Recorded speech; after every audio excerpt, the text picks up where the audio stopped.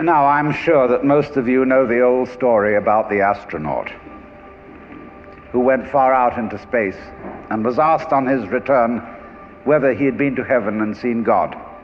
And he said yes. And so they said to him, well, what about God? And he said, she is black. And although this is a very well-known and well-worn story, it is very profound.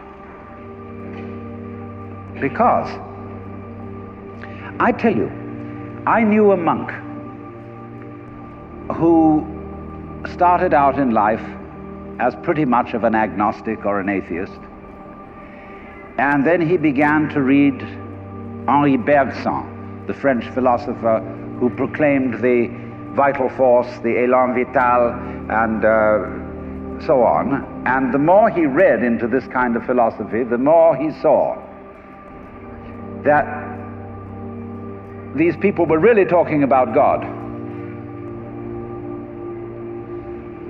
And I've read a great deal of theological reasoning about the existence of God, and they all start out on this line.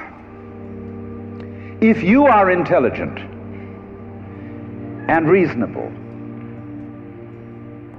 you cannot be the product of a mechanical and meaningless universe. Figs do not grow on thistles. Grapes do not grow on thorns. And therefore, you, as an expression of the universe, as an aperture through which the universe is observing itself, cannot be a mere fluke.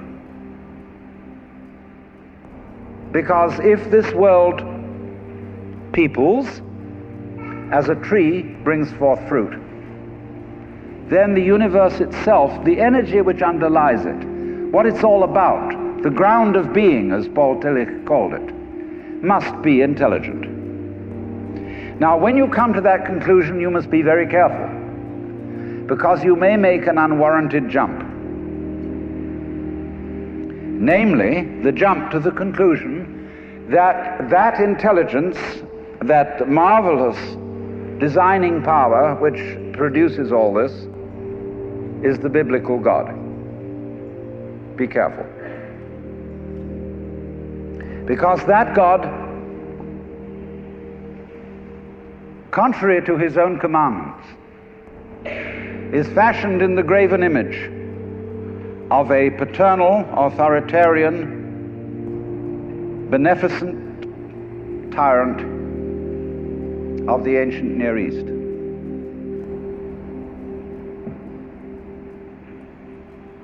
And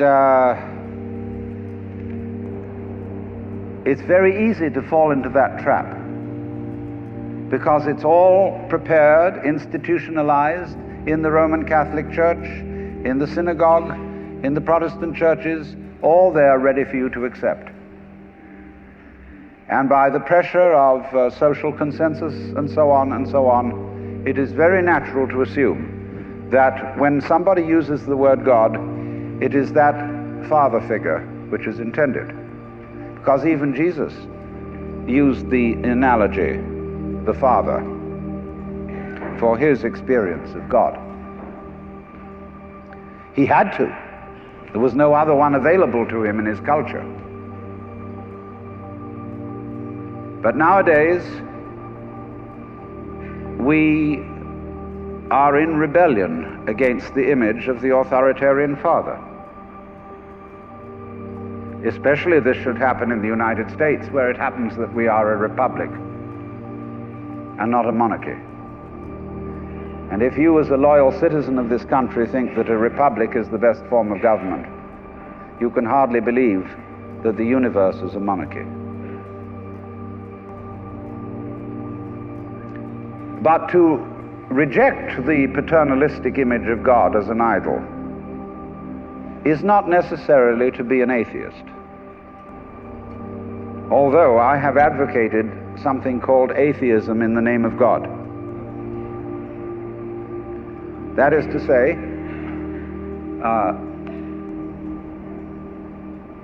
an experience, a contact, a relationship with God, that is to say, with the ground of your being, that does not have to be embodied or expressed in any specific image. Now, theologians on the whole don't like that idea, because I find in my discourse with them that they want to be a little bit hard-nosed about the nature of God. They want to say that God has indeed a very specific nature. Ethical monotheism means that the governing power of this universe has some extremely definite opinions and rules to which our minds and acts must be conformed. And if you don't watch out, you'll go against the fundamental grain of the universe and be punished in some way. Old-fashionedly, you will burn in the fires of hell forever. More modern-fashionedly, you will fail to be an authentic person. It's another way of talking about it. But there is this feeling, you see, that there is authority behind the world, and it's not you. It's something else. Like we say, that's something else that's far out.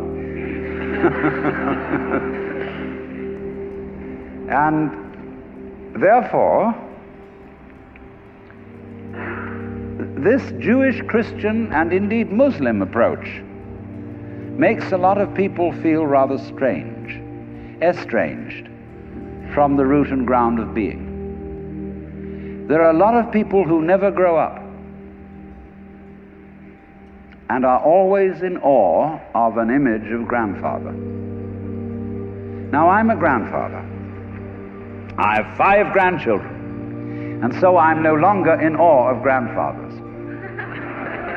I know I'm just as stupid as my own grandfathers were, and therefore I'm not about to bow down to an image of God with a long white beard. Now, naturally, of course, we intelligent people don't believe in that kind of a God, not really.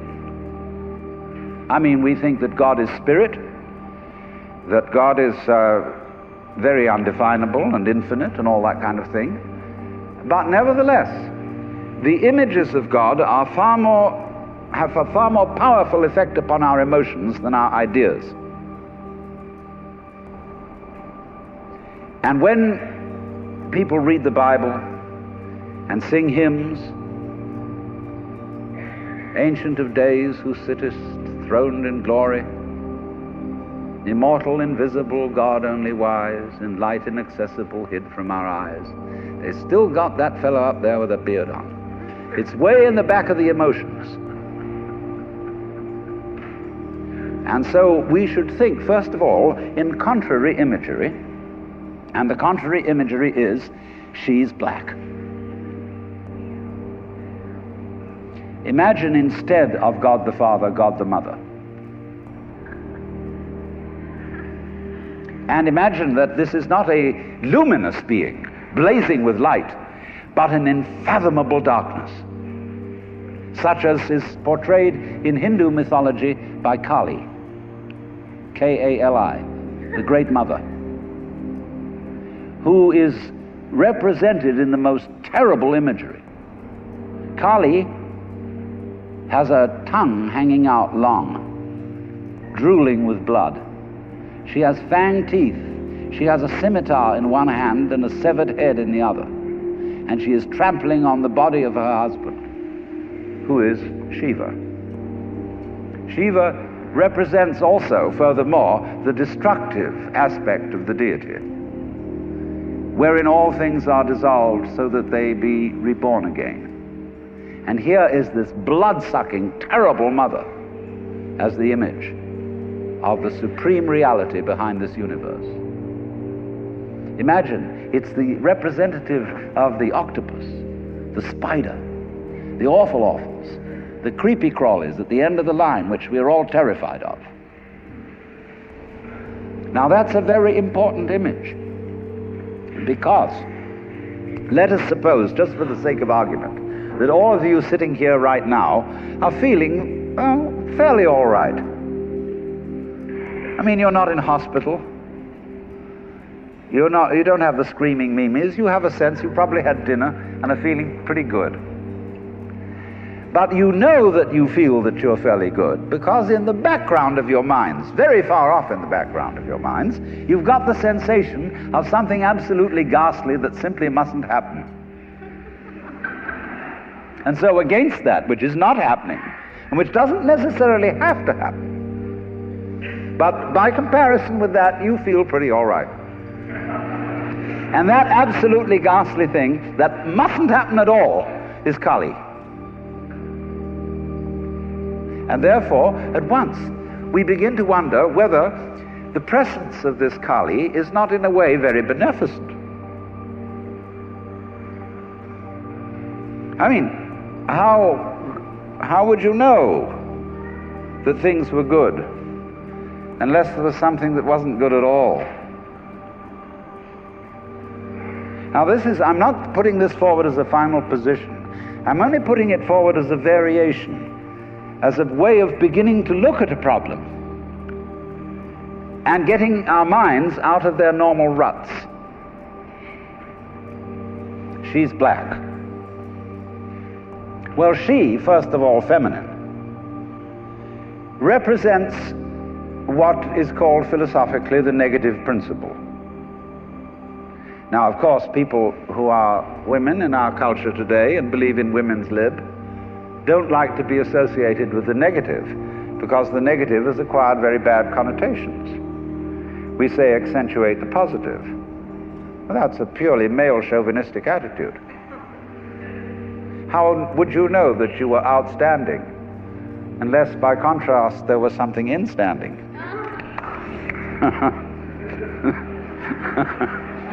You cannot appreciate the convex without the concave. You cannot appreciate the firm without the yielding. And therefore, the so-called negativity of the feminine principle is obviously life-giving and very important. But we live in a culture which doesn't notice it. You see a painting, a drawing of a bird, and you don't notice the white paper underneath it. You see a printed book, and you think that what is important is the printing, and the page doesn't matter. And yet, if you reconsider the whole thing, how could there be visible printing without the page underlying it? What is called substance, that which stands underneath, underneath, stands. To be substantial is to be underlying, to be the support, to be the foundation of the world. And of course, this is the great function of the feminine, to be the substance. And therefore, the feminine is represented by space, which is of course black at night. But were it not for black and empty space, there would be no possibility whatsoever of seeing the stars. Stars shine out of space, and astronomers, very high-powered astronomers, are beginning to realize that stars are a function of space. Now that's difficult for our common sense, because we think that space is simply inert nothingness. But we don't realize that space is completely basic to everything. It's like your consciousness. Nobody can imagine what consciousness is. It's the most elusive, whatever it is, that there is at all, because it's the background of everything else that we know. Therefore, we don't really pay much attention to it. We pay attention to the things within the field of consciousness, to the outlines, to the objects, to the so-called things that are in the field of vision, the sounds that are in the field of hearing, and so forth. But what it is that ever it is that embraces all that we don't pay much attention to it. We can't even think about it. It's like trying to look at your head. You know, you try to look at your head, and what do you find? You don't even find a black blob in the middle of things. You just don't find anything. And yet that is that out of which you see, just as space is that out of which the stars shine. So there's something very queer about all this. That which you can't put your finger on, that which always escapes you, that which is completely elusive, the blank, seems to be absolutely necessary for there to be anything whatsoever. Now let's take this further. Kali also is the principle of death, because she carries a scimitar in one hand and a severed head in the other. Death. This is tremendously important to think about. We put it off. Death is swept under the carpet in our culture. In the hospital, they try to keep you alive as long as possible in utter desperation. They won't tell you that you're going to die. When their relatives have to be informed that it's a hopeless case, they say, don't tell this to the patient. And all the relatives come around with hollow grins and say, well, you'll be all right in about a month, and then we'll go and have a holiday somewhere and sit by the sea and listen to the birds and whatnot. And the dying person knows that this is mockery. Well, of course, we've made death howl with all kinds of ghouls. We've invented dreadful afterlives. I mean, the Christian version of heaven is as abominable as the Christian version of hell. I mean, nobody wants to be in church forever. Children are absolutely horrified when they hear these hymns which say, prostrate before thy throne to lie and gaze on thee. They can't imagine what this imagery means. I mean, in a very subtle theological way, I could wangle that statement around to make it extremely profound. I mean, to be prostrate at once and to gaze on the other hand, see, is a coincidentia oppositorum, a coincidence of opposites, which is very, very deep. But to a child, it is a crick in the neck. And that's the sort of imagery we're brought up with. So the idea of what might happen after death, well, you're going to be faced with your judge, the one who knows all about you. This is Big Papa, who knows you were a naughty boy and a very naughty girl, especially girl, from the beginning of things. He's going to look right through to the core of your inauthentic existence. And what kind of heebie-jeebies may come up. Or you may believe in reincarnation, and you think that your next life will be the rewards and the punishments for what you've done in this life. And you know you've got away with murder in this life. And the most awful things are going to happen next time around. So you look upon death as a catastrophe.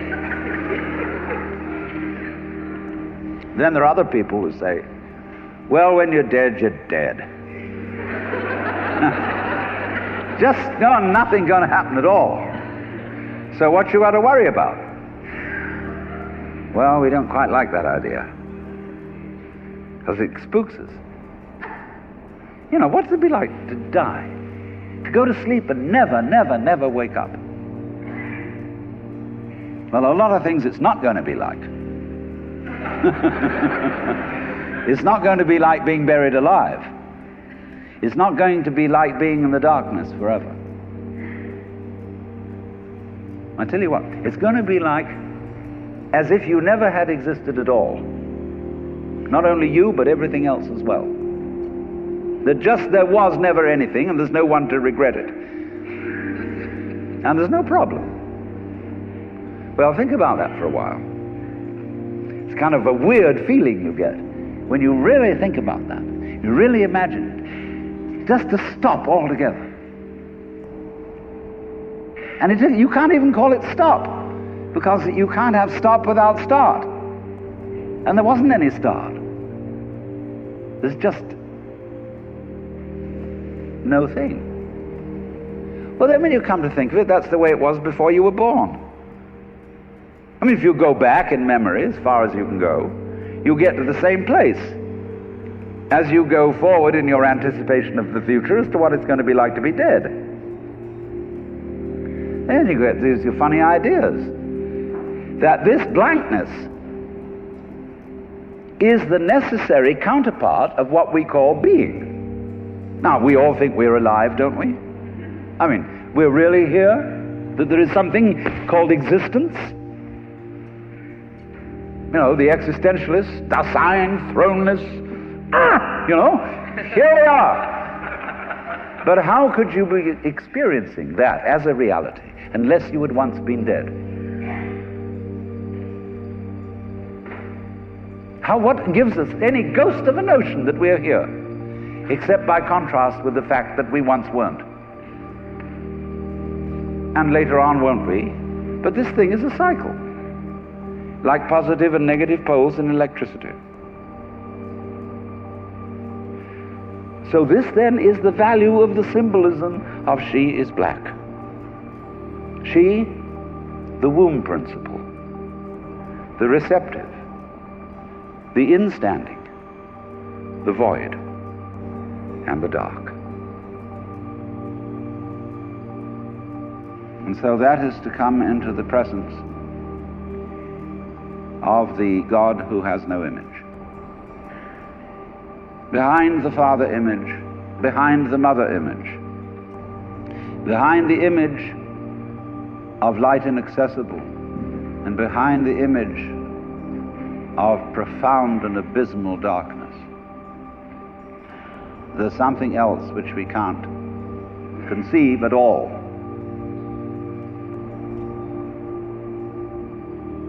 Dionysius the Areopagite called it the luminous darkness. Nagarjuna called it Shunyata, the void. Shankara called it Brahman, that which can only, of which nothing at all can be said. Neti neti, beyond all conception whatsoever.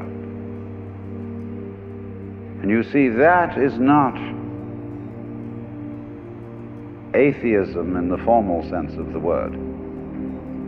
This is a profoundly religious attitude, because what it corresponds to practically is an attitude to life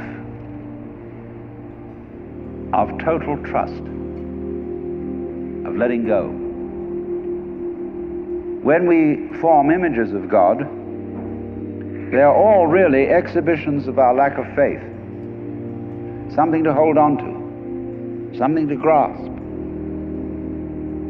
How firm a foundation, what lies underneath us, the rock of ages, or whatever, ein feste Burg.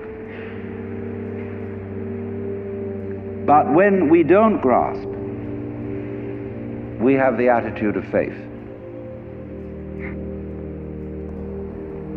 If you let go of all the idols, you will of course discover that what this unknown is, which is the foundation of the universe, is precisely you. It's not the you think you are. No, it's not your opinion of yourself. It's not your idea or image of yourself. It's not the chronic sense of muscular strain, which we usually call I. You can't grasp it. Of course not. Why would you need to? Supposing you could, what would you do with it? And who would do what with it? You can never get at it. So there's that profound central mystery. And the attitude of faith is to stop chasing it. Stop grabbing it. Because if that happens, the most amazing things follow. But all these ideas of the spiritual, the godly, as this attitude of must, and we have been laid down the laws which we are bound to follow. All this jazz is not the only way of being religious and of relating to the ineffable mystery that underlies ourselves and the world.